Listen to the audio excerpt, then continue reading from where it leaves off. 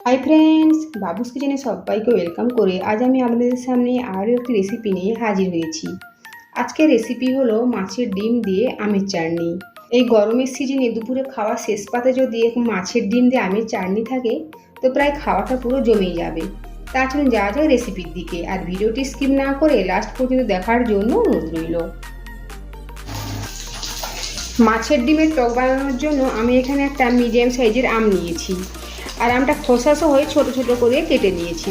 আপনারা চাইলে খোসাটা বাদ দিয়েও বানাতে পারেন। সাথে নিয়েছি মাছের ডিম, এখানে আমি রুই মাছের ডিম নিয়েছি। আর এখানে নিয়েছি একটা ভাজা মশলা। এই ভাজা মশলার মধ্যে রয়েছে জিরে, ধনে, শুকনো লঙ্কা। শুকনো কড়াইতে আমি ভেজে গুঁড়িয়ে নিয়েছি। আর ফোড়নের জন্য নিয়েছি 5 ফোড়ন আর শুকনো লঙ্কা। আর এখানে আমি এই আমের চাটনিতে গুড় ব্যবহার করব। আপনারা চাইলে গুড়ের পরিবর্তে চিনিও ব্যবহার করতে পারেন। এখন যাব নেক্সট প্রসেসে। একটা কড়াই আমি বসিয়ে দিয়েছি, কড়াইটা খুব ভালোভাবে গরম করে নিয়েছি এবং কড়াইয়ের মধ্যে দেবো একদম অল্প পরিমাণে তেল। মাছের ডিম ভাজার জন্য কড়াইতে একদম অল্প পরিমাণে তেল দিয়ে ডিমটা ভাজতে হবে। বেশি পরিমাণ তেল দিলে ডিমটা ফাটতে পারে, ফেটে চারিদিকে ছিটকে যেতে পারে। দেবো মাছের ডিমটা একবার উল্টে দেবো।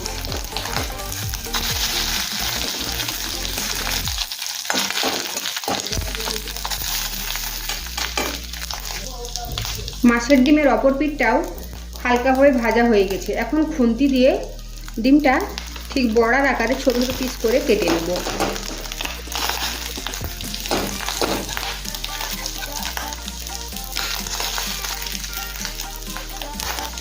আমি একদম ছোট ছোট করে কেটে নেব।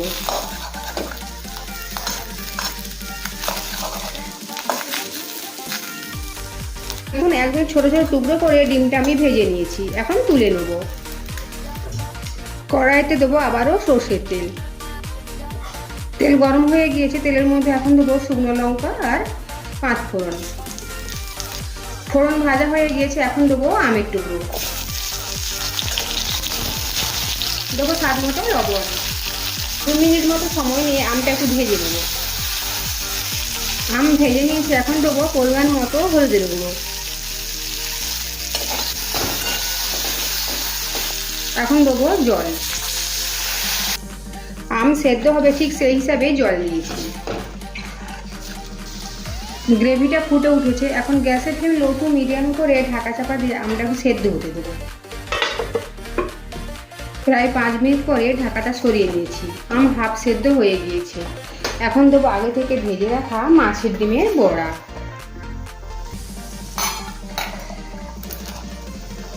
তার সাথে দেবো মিষ্টির জন্য পরিমাণ মতো গুড়। মিষ্টিটা আপনারা আপনাদের পছন্দ মতো দেবেন।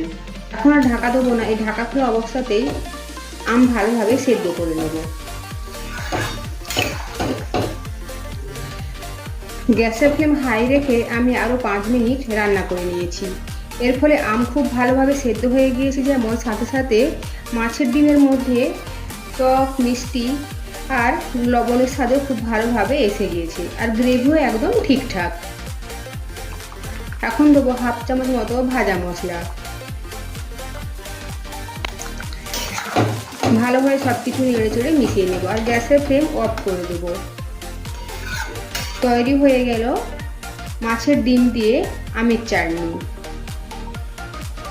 আজকের এই মাছের ডিম দিয়ে আমের টকের রেসিপি যদি ভালো লেগে থাকে তো অবশ্যই কমেন্ট করে জানাবেন কেমন হয়েছে। সাথে লাইক, শেয়ার ও সাবস্ক্রাইব করার জন্য অনুরোধ রইল, আর পাশে থাকা বেল আইকন প্রেস করার অনুরোধ রইল আমার প্রতিদিনের ভিডিও আপডেট করার জন্য। ভালো থাকবেন, সুস্থ থাকবেন। ফিরে আসছে অন্য কোনো রেসিপি নিয়ে, আর ভিডিওটি লাস্ট পর্যন্ত দেখার জন্য ধন্যবাদ।